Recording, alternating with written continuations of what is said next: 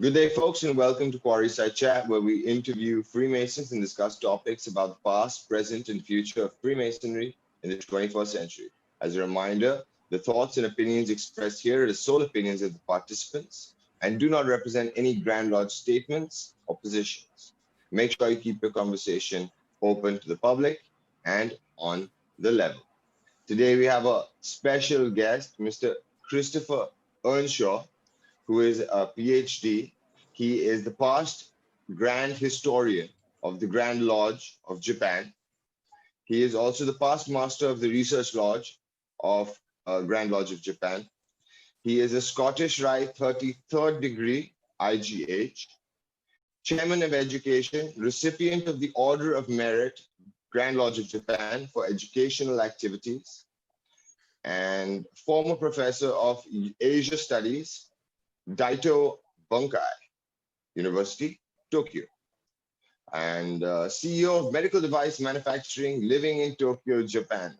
So he has written an amazing book on many amazing books. So we'll be asking him a lot of questions on those, and he'll be introducing two subjects, which will be broken up into two separate episodes.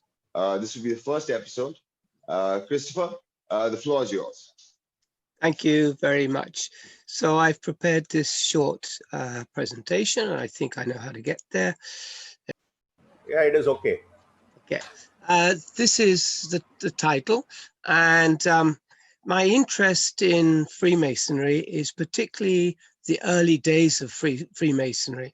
And in my books, I look at the events that were occurring just before and just after the beginning of the premier Grand Lodge in London in 1717.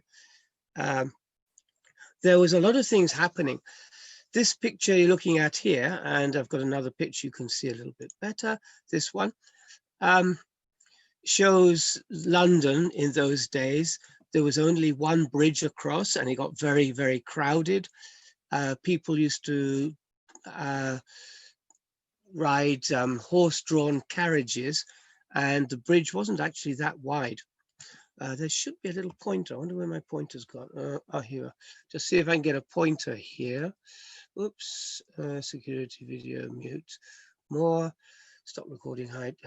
Floating. No. Share computer sounds. No, I don't see it. I don't know where it went, but anyway. So this is St. Paul's Cathedral, and this is Westminster Cathedral. Westminster Cathedral is about 1,000 years old, and this was built just before the restart of Freemasonry in 1717. So the next picture.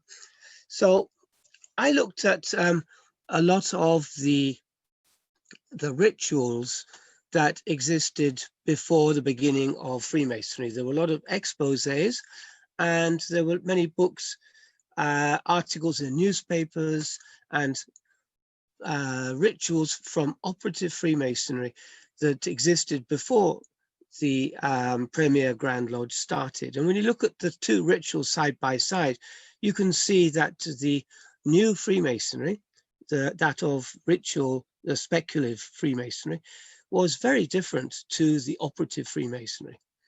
This book here, Three Distinct Knocks, was written in 1760 and is an expose of operative, actually not operative, of the Grand Lodge of the Ancients. The Grand Lodge of the Ancients were the competition to the Premier Grand Lodge, which they called the Moderns. So you had the Moderns and the Ancients, both using very similar ritual, except this one you're looking at has a very Jacobite influence to it. For example, the substitute for the lost word is a Jacobite password compared to the one that the Grand Lodge of England was using. Now, why it came out like this, because in the early days, in 1717 and before then, the Grand Lodge of the Premier Grand Lodge, which later became the Grand Lodge of England. So this is in the early days, it's called the Premier Grand Lodge. They had a lot of very aristocratic members, And I think the Grand Lodge was a little bit elitist. There are several reasons for this.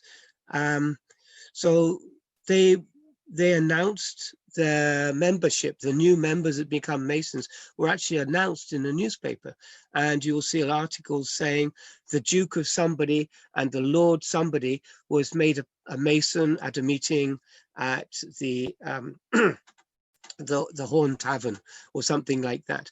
And this just increased people's interest. One of the reasons I believe for this interest is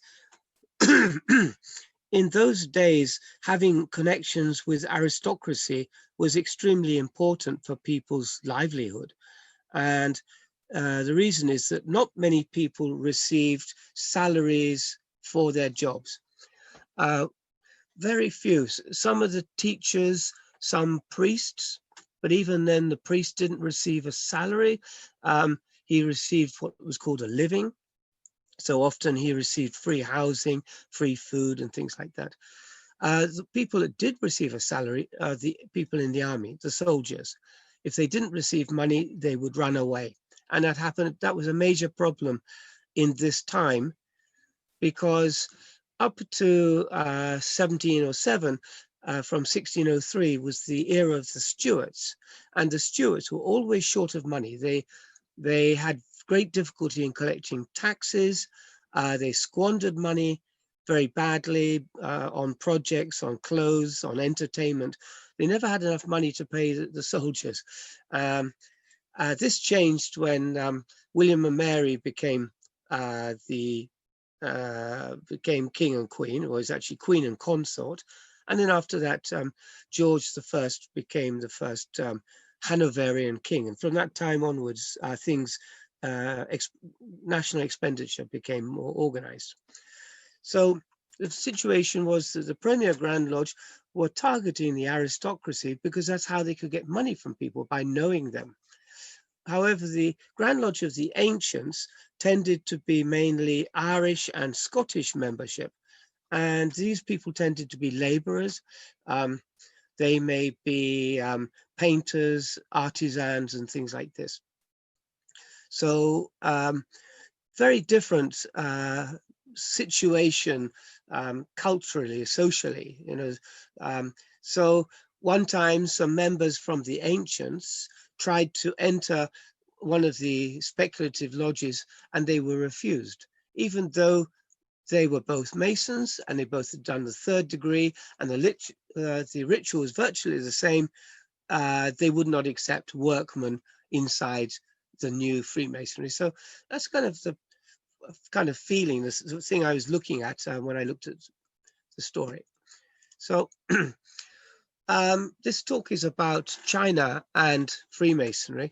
Starting in about 1670, there was a lot of interest in China. Things were being imported from China through Europe along the Silk Road, and many of them were being brought by ship. Some of the most important exports were tea, silk, and Chinaware to make cups. Some people also visited China, mainly Jesuit priests, but there's also record of other people in the 1700s going to China. And one of them was an architect, Sir Richard Chambers, I think. And he built this pagoda in Kew Gardens, which is just southwest of London. And it still exists after nearly 350 years, is still there. They just recently renovated it, and all on the edges here and here, there were golden dragons, but somewhere the dragons got taken off and they've just been put back on again. They look quite splendid. At the same time, he built, the picture's a little bit fuzzy. This is a hand drawing of a little house that was near to the pagoda. This is called Confucius's house. And again, it's strange that in probably 1670s, people were very interested in Chinese architecture, Another thing we were importing was Chinese wallpaper. Well, the Chinese don't use wallpaper, but they were bringing the designs to England to paint on wallpaper in England. And it was very expensive and only aristocrats could really afford it. There were houses all over Europe being designed in the Chinese style. So we have at Versailles in outside Paris, there's a Chinese hunting lodge.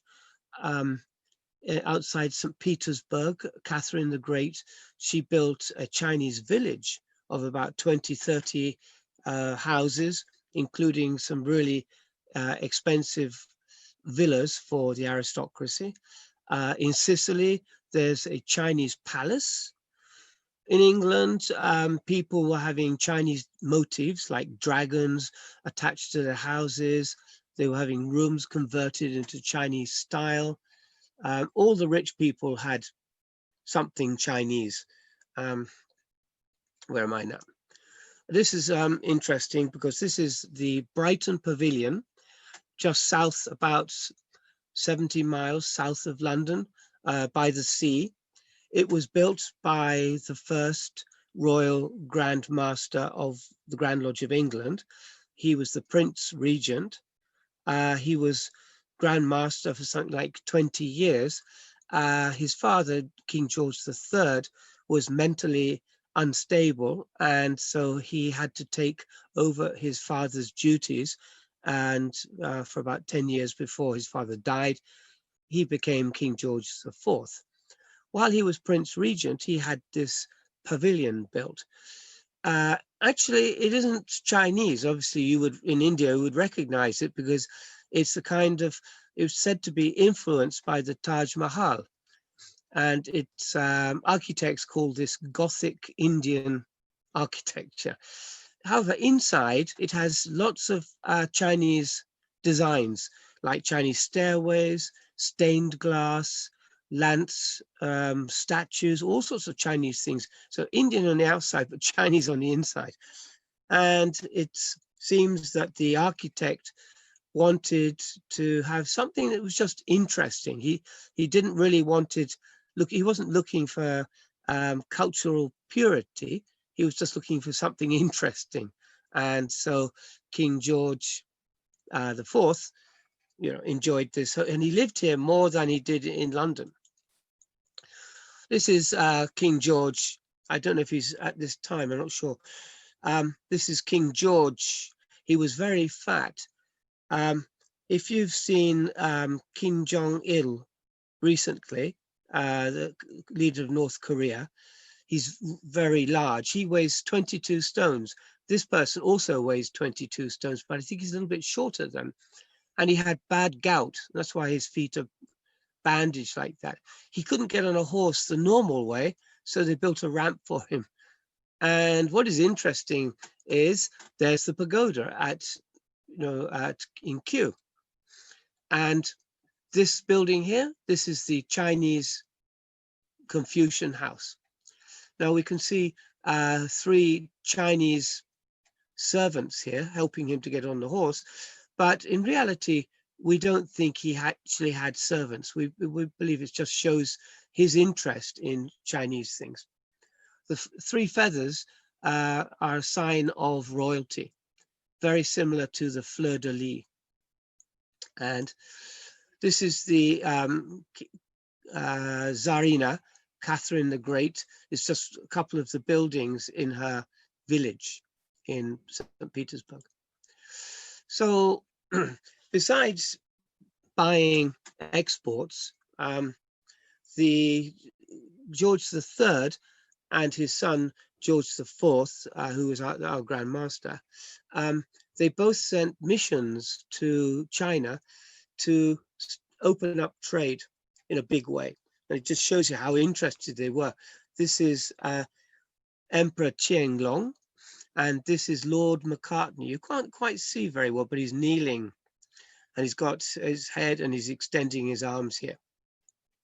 And but the mission wasn't successful. Many people say it wasn't successful because he refused to kowtow to the emperor.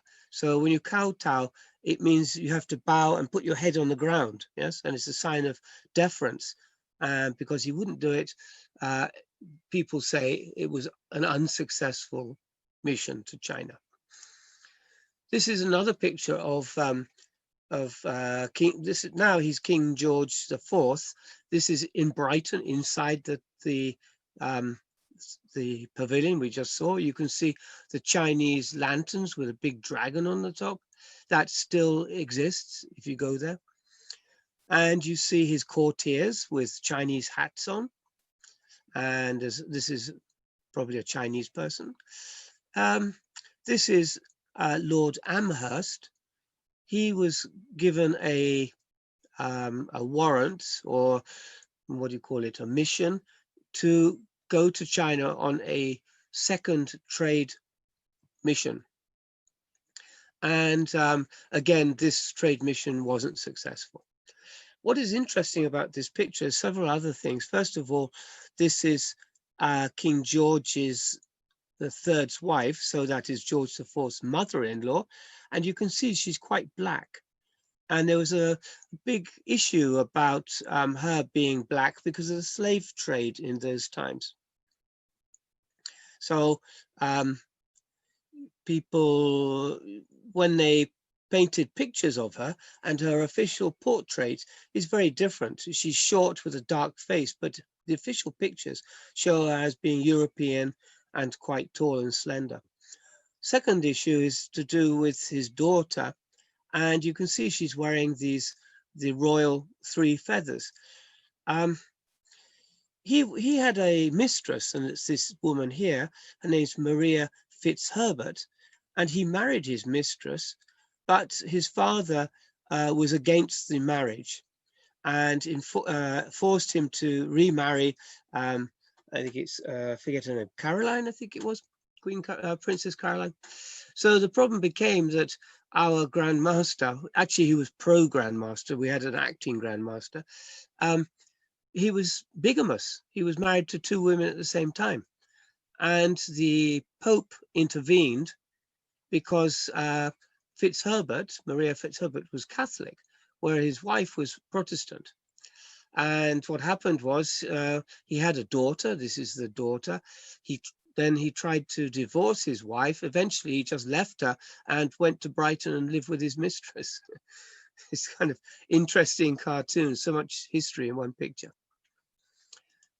So then came, I think it's like 1890. I'm not very good with dates, and I don't have notes, so I'm just reading from the pictures. This was the time when the Chinese government, sorry, put it the other way around, the English was selling opium to the Chinese, mainly the East India Company, against the emperor's wishes. And the emperor tried to stop it, but the opium trade was so great. There was such a demand in China for opium. And it led to the Boxer Revolution and closing down of trade. There was no more trade with England, no more tea, no more silk, nothing. It was all stopped.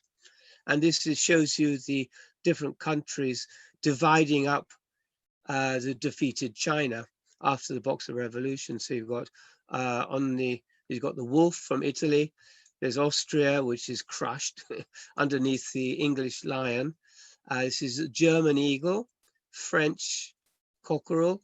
America's right in the background, so presumably it didn't play a large part in this. The main protagonists seem to be Russia and England, and perhaps a bit Germany. And at the bottom left is Japan with a leopard with a knife in his teeth. Great cartoon from those days. So around this time, in about 1687, this Mandarin visited England from China, from Nanjing. 1644, the Ming dynasty had been overthrown by the Manchu warriors in the north. they were basically a nomadic tribe living on horseback. If they were very renowned horsemen. And so the Ming government survived for another 40 years in Nanjing, while in the north, in Beijing, it was already overtaken by the Manchu. Around this time, this Mandarin, Mandarin just means a government official. He left Nanjing in the south because he wanted to become a Jesuit priest.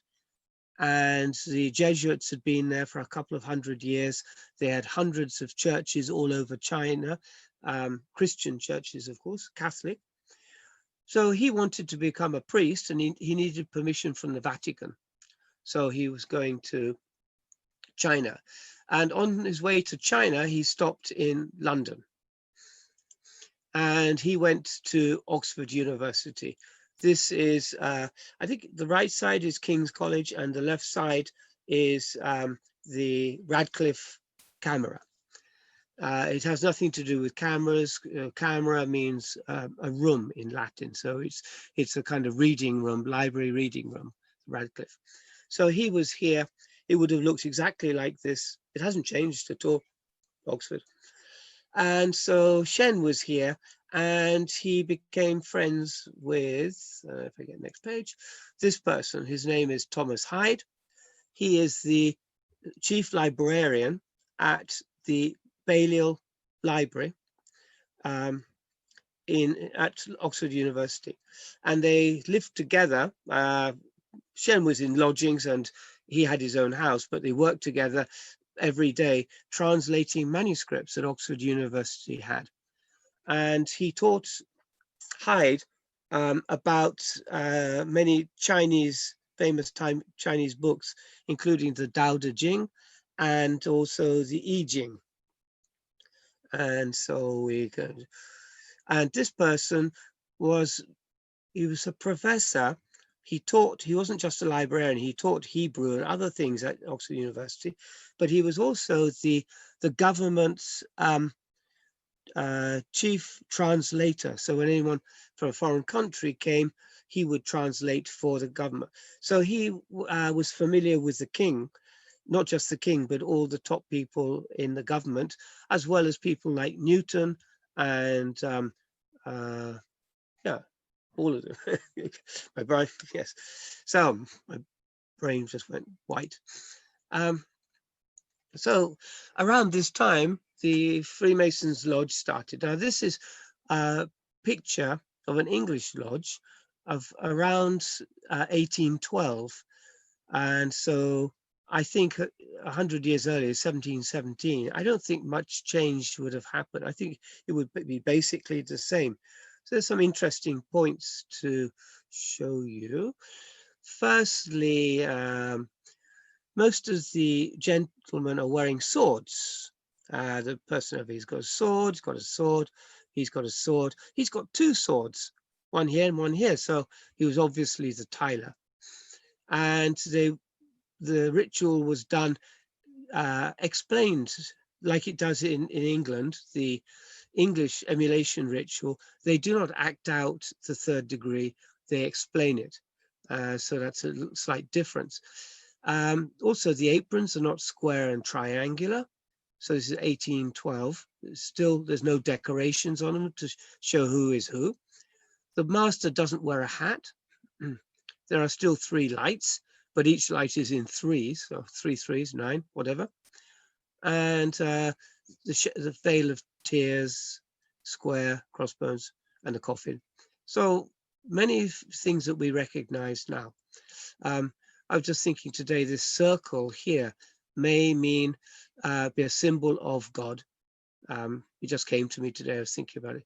That's how they think. You know, circle is complete, no end, infinite, etc. So around, excuse me a moment, just get some water. Why I think that Freemasonry had a Chinese connection is, one of the reasons is because of this. So first reason is because of the interest in the English in Chinese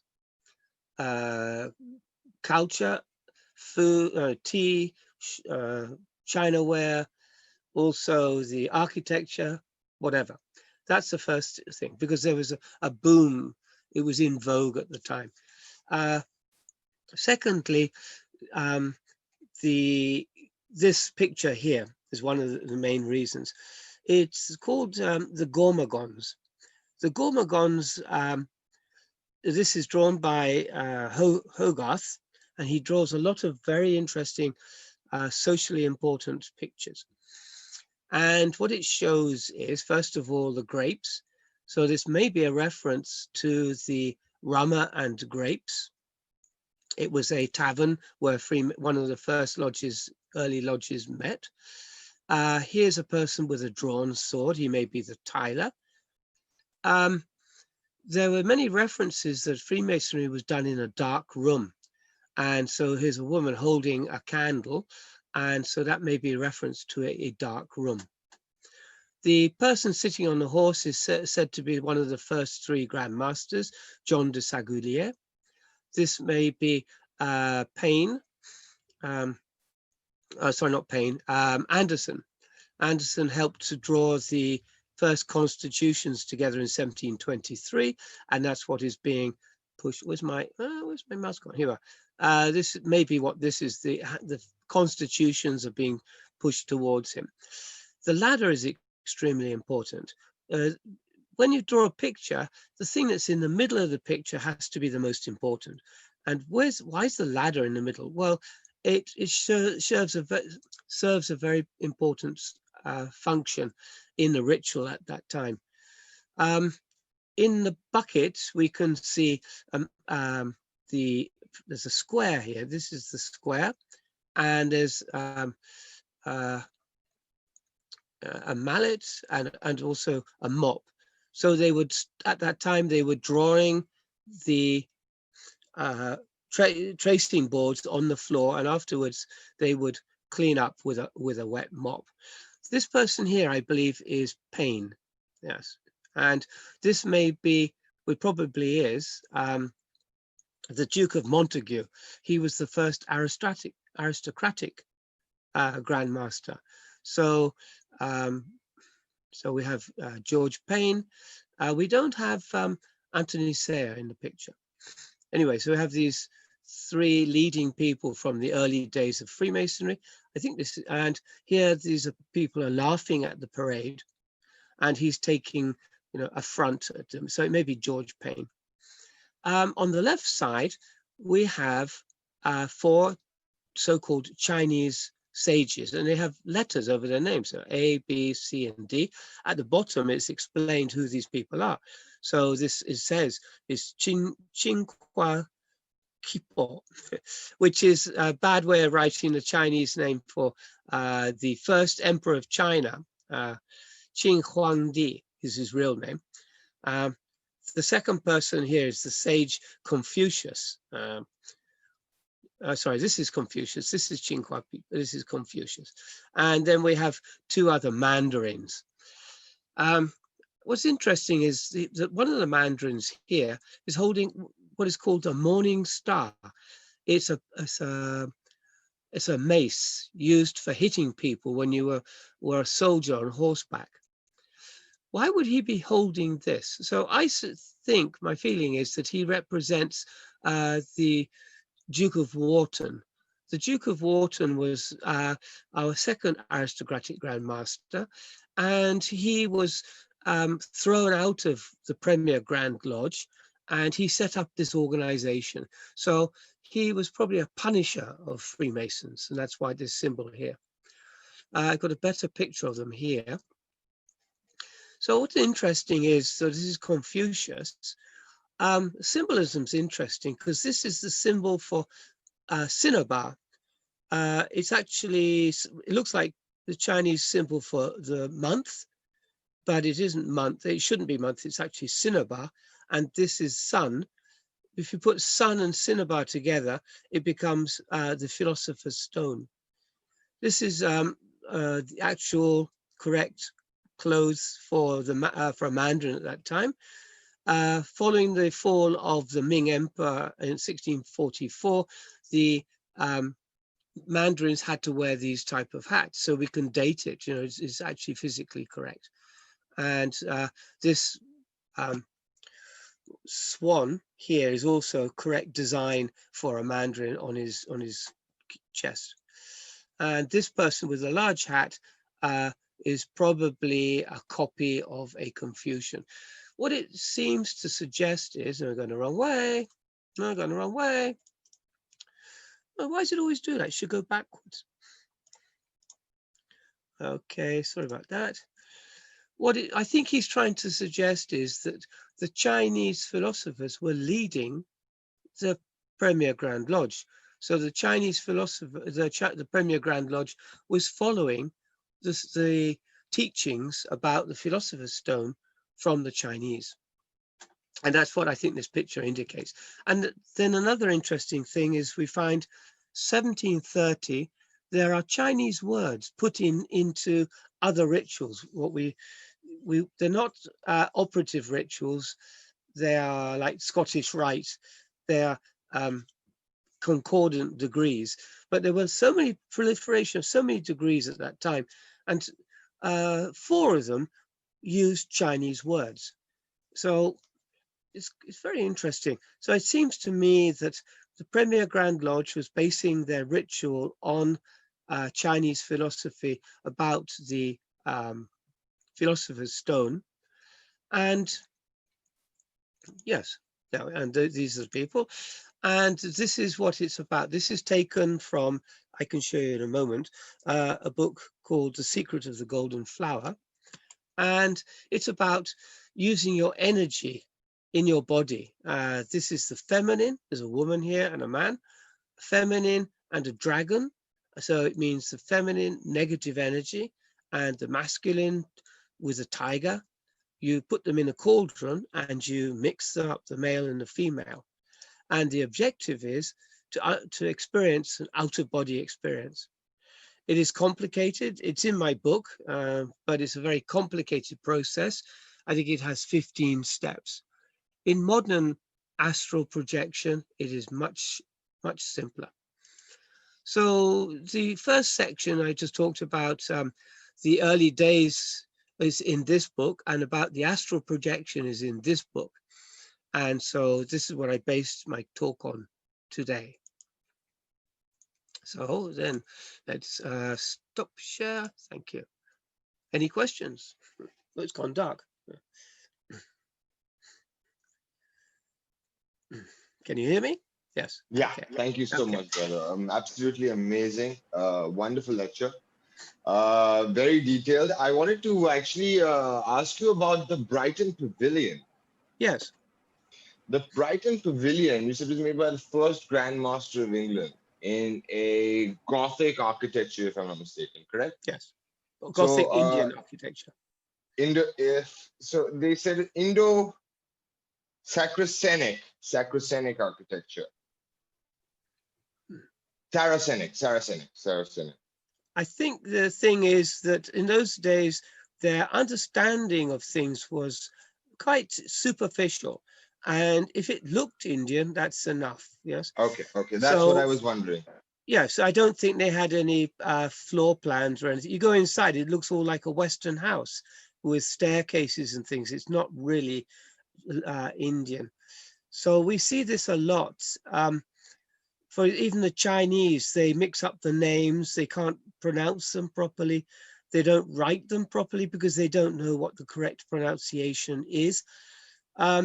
There's a great book written in about it's later than that, 1720 by Duhalde.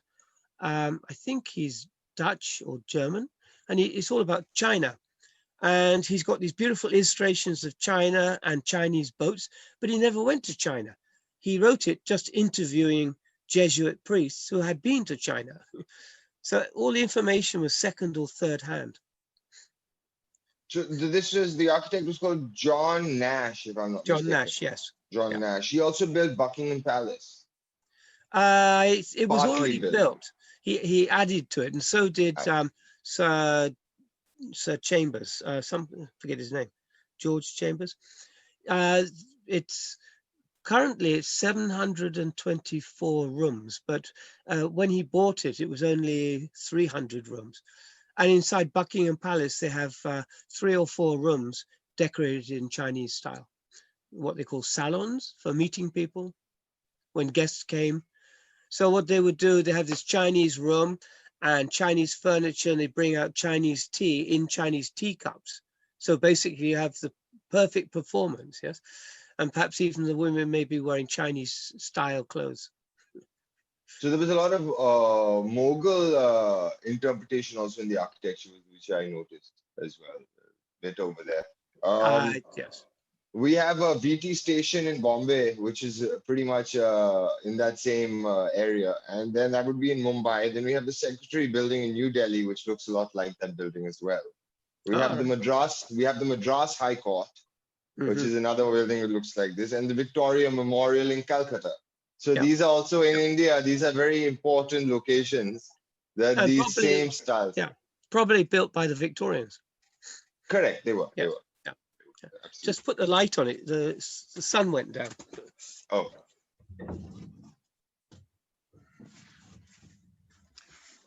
Okay, right. That's better. Okay. Sorry. Oh, lovely, lovely. Yes, yes. From the darkness into the light. Yes, exactly.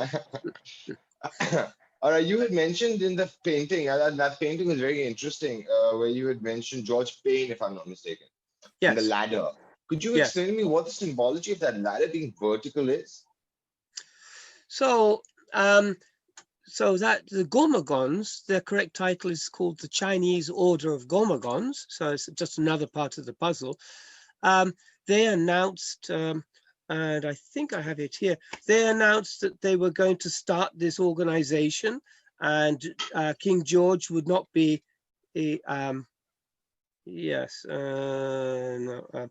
so the King George would not be invited, they said, and it was like a rival organization. And when they announced I've got the page here, when they made the announcement, they said, here we are, whereas the truly ancient and noble order of the Gormagons, etc., etc. And down here it says, this is to inform the public that there will be no drawn sword at the door. So we saw the person holding the sword by the pub, nor a ladder in a dark room. So the light in the entrance, was they were obviously using dark rooms, nor a ladder in the, nor will any Mason be received as a member till he has renounced his novel order. Well, so what it seems is there was a ladder, but we don't actually use a ladder in the ritual, and I don't think we ever have. What I believe is, and this is my second talk, it's to do with immortality. So at the time, there was discussion about whether immortality and an immortal soul was a fact or not. This is the time of the Enlightenment, and people wanted to, they wanted data, they wanted proof of things. They didn't want to just accept people's stories or ideas, like the Bible. It talks about immortality, but was it really, did immortality exist? So one person called Leighton, he published a book where he said the soul did not exist. He said it was just a fanciful idea. And this started all sorts of stuff happening in the press. People were writing articles, writing books about, yes, the soul exists. Other people said the soul doesn't exist. It even went to Parliament, and Parliament said that his book was blasphemous and had all his books destroyed. So in the third degree of Freemasonry, it talks about the immortality of the soul. I think something like 6 times it's emphasized. This is my third book, which I'll talk about in a moment, but it's kind of emphasizing the immortality, that the soul is immortal. It says so many times, you couldn't really miss it. Let's see, 183, yes. So, yes, and interestingly, the landmarks of Grand Lodges are very different. I look at one of my book about different Grand Lodge. Only the Grand Lodge of Massachusetts says that the landmarks are a belief in immortality, the ultimate lesson of Masonic philosophy.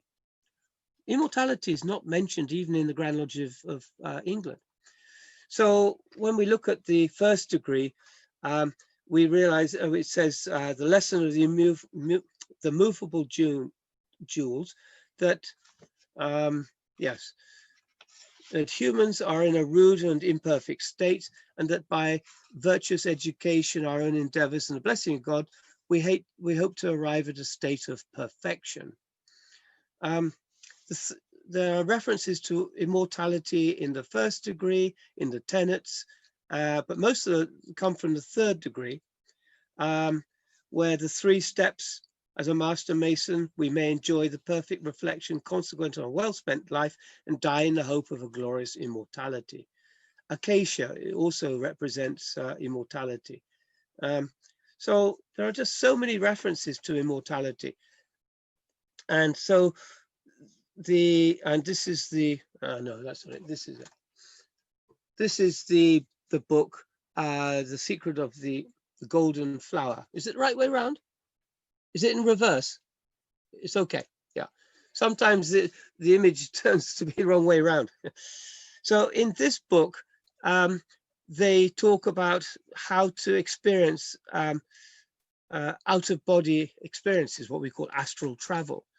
And I showed a picture just in the presentation. The third degree is nearly exactly the same as this ritual here. They use the same terminology, the same movement and everything. So how the ladder fits in those days, Christian idea of immortality was that you had to climb a ladder and be met by Christ at the top. And the ladder had lots of difficulties. There were devils underneath the ladder trying to pull you off the ladder. And it's very similar to the Indian game of snakes and ladders. So you had the virtues and the vices. In the Indian game, you got lots of ladders, but in the West, it's just one ladder. And sometimes it had 33 steps, sometimes it had rungs, sometimes it had more. And as you climb up, the devil's pulling you off, all the vices trying to get you off. But at the top, with his hands hold out, is Jesus Christ, waiting to accept. That is how you got to immortality. And in my book, my recent book, I give about 6 or 7 examples of different types of ladders in Christianity. The ladder of Benedict, St. Mary of the Ladder, these things. Climacus is probably, John Climacus is probably the most famous. And there's a reference to it in the third degree when the candidate, well, he's already a fellow craft, but he's being raised by the strong hand of the Lion of Judah. Yes, the strong grip or the paw of the Lion of Judah. The Lion of Judah is represents Christ. In the book of Revelation, Christ is called the Lion of the tribe of Judah. So his hand is actually opening here. 2 times they tried to raise the body of the dead Grand Master, and they say the skin slips, or I cannot get a hold of it. But the 3rd time they use the strong grip of the lion, for the Lion of the tribe of Judah. What it is, I believe, is that they're actually taking his astral body out of the dead, using the hand of Christ to do it. And so that means that Mason has actually arrived at the top of the ladder and has been welcomed by Christ. He's been made a perfect person. And in the Secret of the Golden Flower also, they say by learning how to circulate your energy, you then learn how to, it comes out of the top of your head and you become a perfect person. So we call our 3rd degree perfect Masons. This is perfect as well. It just seems to fit so well, So the ladder is that section, once you've left the body, you have to climb a ladder the 3 times trying to get the body out. Then you've arrived at the top of the ladder. And I think that is what they were talking about in the lodges at that time, how to experience immortality. So it wasn't a physical ladder, but it was lectures about ladders.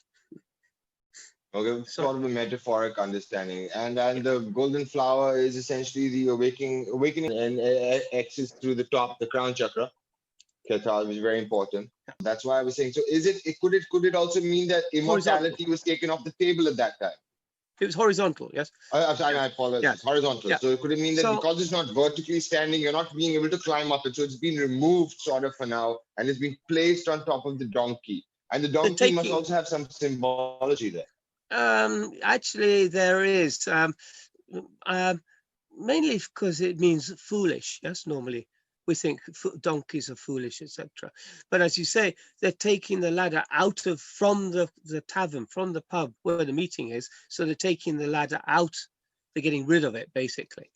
And all of the square and the gavel are in a bucket, to be thrown away. So that's what the new Gormagons intended to do with the Premier Grand Lodge. It didn't work like that. The Gormagons, the leader, the Duke of Wharton, he died in about 1736, and then the Gormagons just disappeared.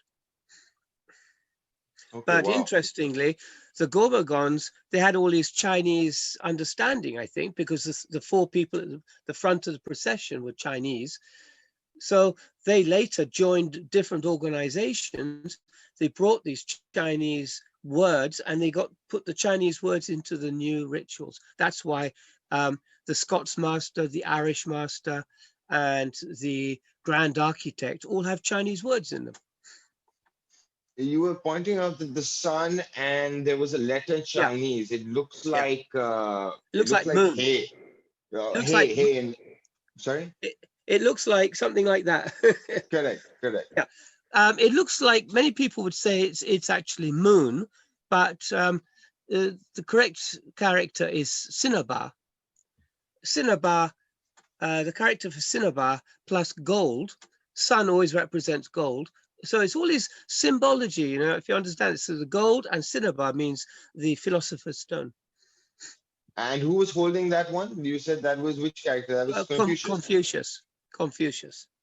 But again, this is not correct. Confucius was not interested in the Philosopher's Stone. He didn't teach about it at all. It's just they put it on him. They needed somebody to put it on, so they put it on him. They're all holding different things. The Chinese Mandarin has a swan on his chest. Is interesting because the swan is very unusual. To have a picture here is not unusual, but normally the pictures are for immortality, signs of immortality, and they would normally be a dragon's immortal. So, but the dragons were exclusive to the royal family, not the royal, well, yes, the imperial family. So lower people would use a crane. The crane was said to be an immortal. And so was the other one they would have is a type of tortoise. No, tortoise, bigger than a turtle perhaps. They were all sent, because turtles live a long time. So that was also a common picture on somebody's chest. There's a little picture of a monkey dancing also there. I'm not quite sure what that is. I think it's just, he's got an apron on as well. So it's probably like a circus, that feeling of a circus or something. The act of life being the circus and the play, sort of thing. So you believe that Freemasonry essentially is directly or through interconnectivity connected to Chinese philosophy? Yes, so I believe that the Chinese Mandarin that they met, who was studying who was at Oxford, who indirectly knew all the first 3 Grand Masters. There's only one person between the Chinese Mandarin and the first 3 Grand Masters, and it's that person, the librarian at the Oxford University. He knew everybody. And so he learnt it, and they were speaking Latin because the Chinese man didn't speak English, he spoke Latin. So the professor at Oxford spoke Latin, then he translated English sometime around 1710, and then they were talking about it, and 1716 they decided to set up a Grand Lodge. 1717 they did. So Brother Sanjay. Yeah, Richard. Yes, brother. I'm still reeling from the amount of information Chris has shared, and I think after we edit and road once again, I think I'll have to go through it all over again to understand some of the deeper concepts which he has shared. Probably too keen to now wait for the next next session from Chris. So, Brother Chris, that was a lovely lecture on Chinese connectivity to Freemasonry. And I think we've really understood quite a bit again from your interpretation. So we'll wrap this up now, and we'll close this topic, and we'll see you again for the next topic. Please feel free to give your feedback on the comments below, and a hearty thanks to all brethren and visitors who joined us on today's episode. We hope that you find something special, informative. We look forward to interacting with you on our social media networks and handles, where you can express your opinions, views, or even post queries about Freemasonry. Links are in the description below. So join us again next time for an all new episode. Until then, please hit the subscribe button and press the bell icon.